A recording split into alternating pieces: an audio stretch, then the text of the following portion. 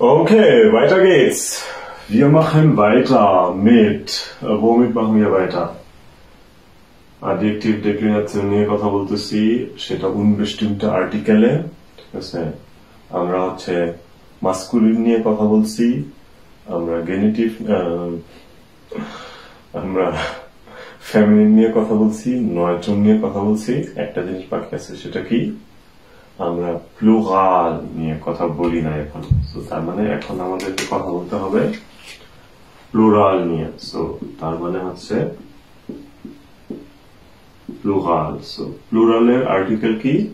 আমরা জানি ডেফিনিট হচ্ছে সবসময় দি, আর আনডেফিনিট কি? যারা চিন্তা করতেছেন কিছু খুঁজে পাওয়ার ভুল চিন্তা। প্লুরালে unbestimmt অথবা আনডেফিনিট বলতে কিছু নাই। ওকে, আর সেটা আমরা কোন কেসে দেখবো? অবশ্যই নোমিনেটিভ ফাল। ওকে, নোমিনেটিভ ফালে দেখবো। গুড। সো এখন আমাদেরকে মাথায় আনতে হবে যে প্লুরালের দুই একটা উদাহরণ মাথায় আনতে হবে, ঠিক আছে? সো প্লুরালের জন্য কি আনা যায়, কি করা যায়? আমি একটা বই দেখতে পারতেছি আমার চোখের সামনে। বইকে যার ভাষায় বলা হয় বুখ, ঠিক আছে? বুখের প্লুরাল কি? প্লুরাল হচ্ছে bücher, die Bücher, das Buch, die Bücher, ঠিক আছে? অথবা আমার সামনে একটা ব্যাগ রাখা আছে, সেটা হলো টাসে, প্লুরাল হচ্ছে টাসেন, ঠিক আছে?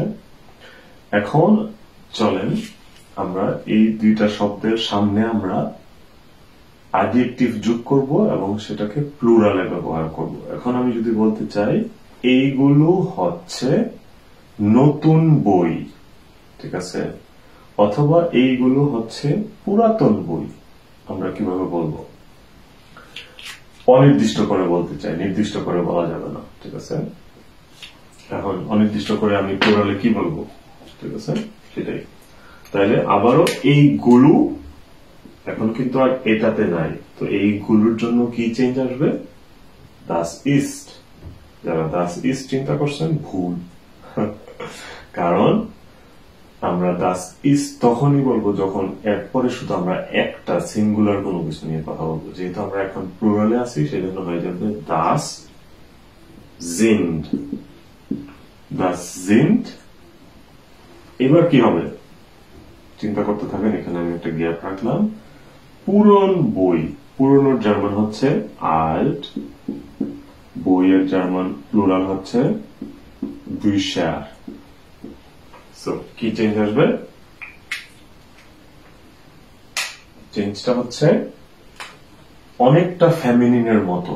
নমিনেটিভের যে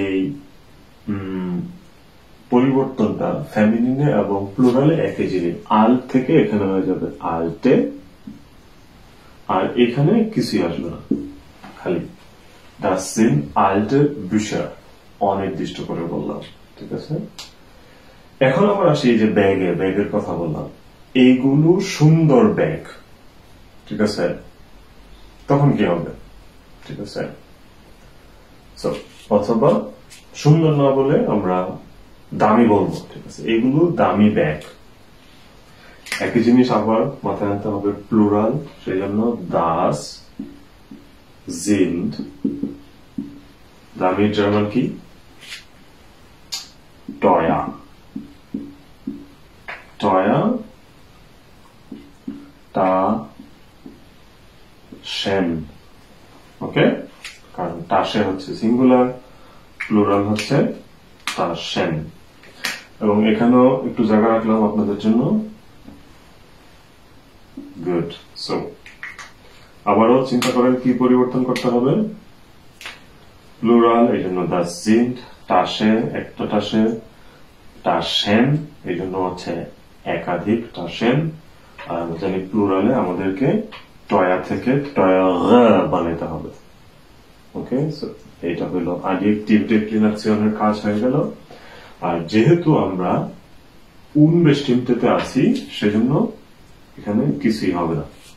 গুড, শিখে গেলাম খুব সহজেই 4টা ফাল আমরা alle 4 Fälle haben wir schon besprochen. 4টা কেসই আমরা আলোচনা করছি এবং খুব সুন্দর 2টা করে উদাহরণের মাধ্যমে আলোচনা হয়েছে।